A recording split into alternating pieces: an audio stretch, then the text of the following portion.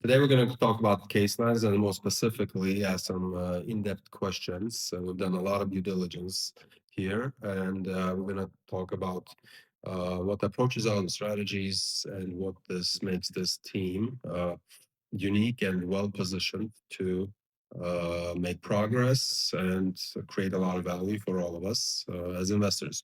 So I'm here with Aram and Aren, CEO and CTO of Caselens.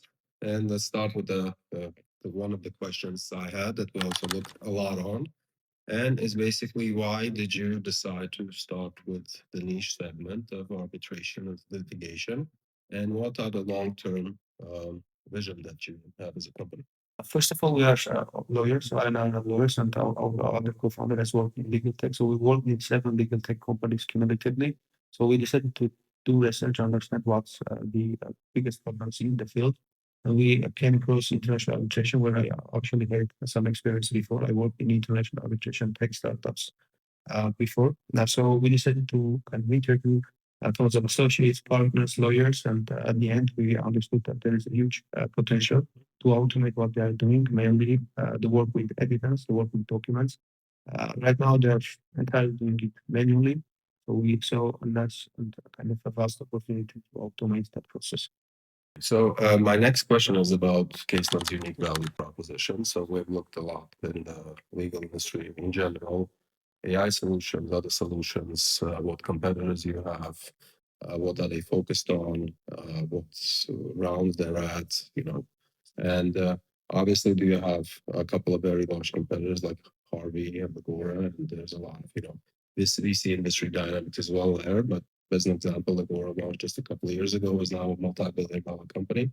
So it's a very big market, so to say, and there certainly should be opportunities to take a big share of it, and maybe it's a good way to start in a specific niche and then broaden, as many other startups do.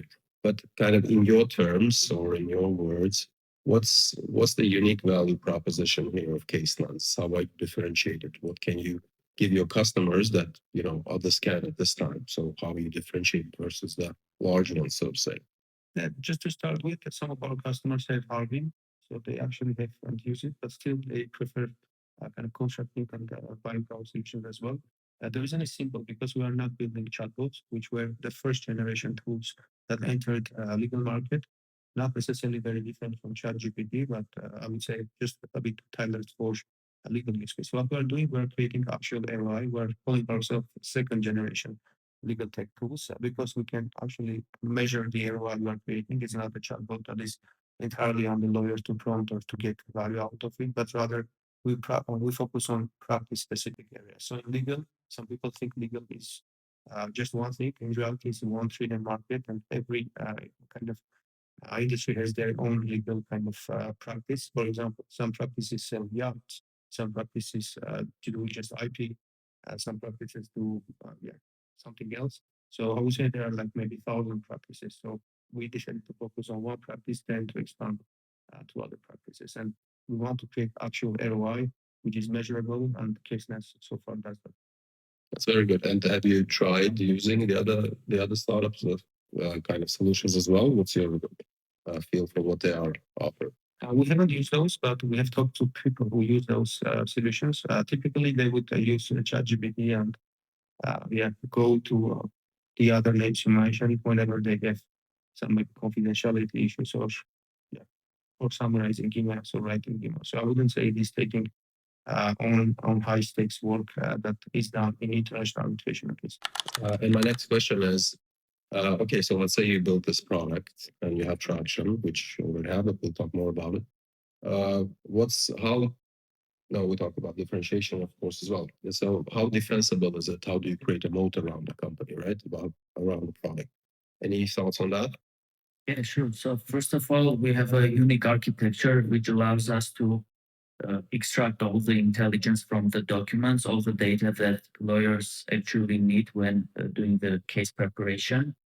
That's the first thing. The second thing is that we receive confidential data from our clients, which allows us to experiment on the real data and increase the accuracy.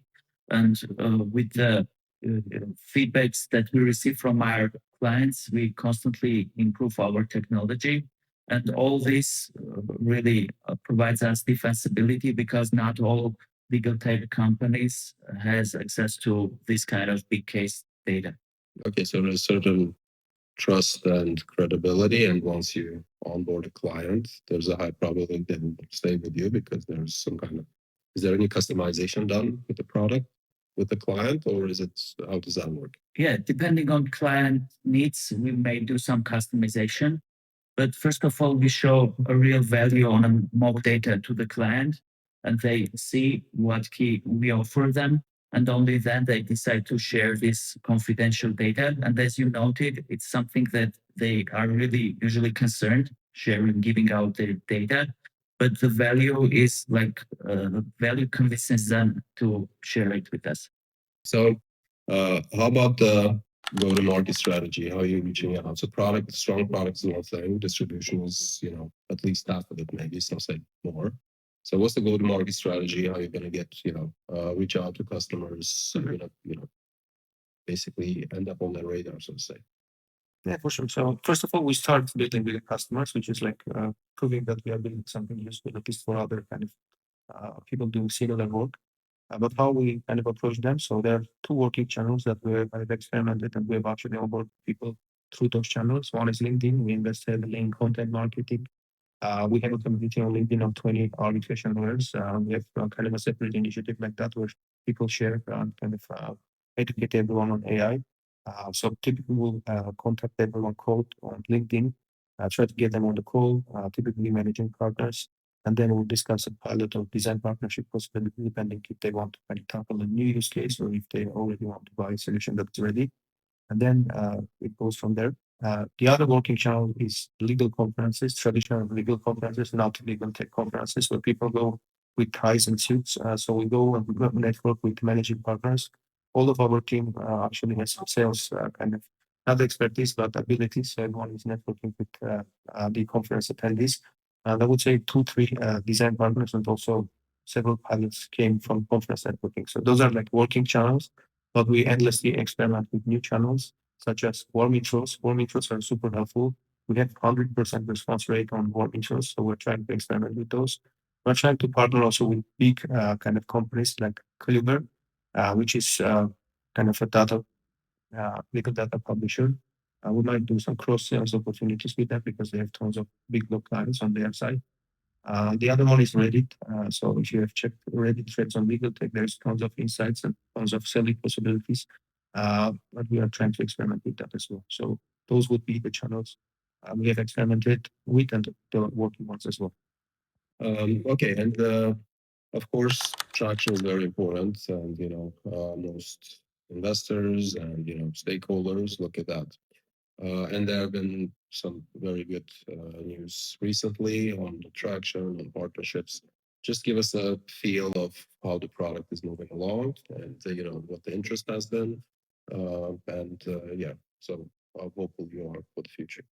Yeah, I would say we're over expectations right now. So we're expecting to reach this maybe later than right now, but we have some promising clients onboarded. We have also many design partners, and I would say having design partners is much more valuable than having clients because you can actually experiment and build solutions with them with a tight feedback loop.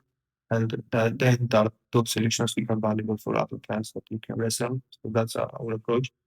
We have right now design partners and kind of clients from New York, from Switzerland, from EU, from Qatar and Dubai. So Yeah. That's But it's already revenue generating. yes, we are generating revenue, and the revenue is something more than we expected at this stage. Very, very great to hear.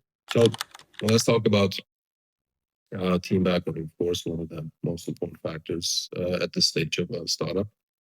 Talk more about that, what your backgrounds are, how well suited they are, complementary skills, because we've looked at that as well. And, it's very important that founders are dedicated, committed, and that's what we kind of have seen as well. And, it's a challenging road that you've decided to take. But we also know your background and Aram has more veteran you've served as well. So that's very important for us kind of to show. There's a resilience, I would say. But talk more about the team, the backgrounds, the complementary as well themselves. Yeah, for sure. The team consists of three co-founders. So we have another co-founder who unfortunately wasn't able to join us today. But all of us work in legal tech. So we work with 7 legal tech companies cumulatively. I and Aren are also lawyers, but sometimes when we tell we're lawyers, people think we're not technical, or vice versa. When we tell people that we're technical, they ask what is the industry expertise. The reality is that we are very equally in both aspects. So maybe I can start from myself. So I worked something like 10 years in IT, and I worked also something like 5 years in legal. I have a background in statistics, and I have also a master's degree in law. I'm a licensed attorney, but I worked also in sales, like enterprise sales, multi-million dollars in value. I've worked in legal tech marketing, specifically in international arbitration. I also worked as a product and project manager on numerous AI products. So that would be my part. Maybe Aren can share his background as well. Yeah, sure. With legal background, I've been doing like legal tech in more than 5 years.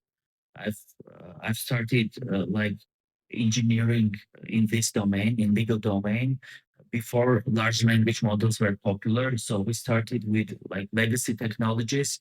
Back then, it was hard to extract the necessary data from legal text or read and analyze legal text. After LLMs, everything changed dramatically.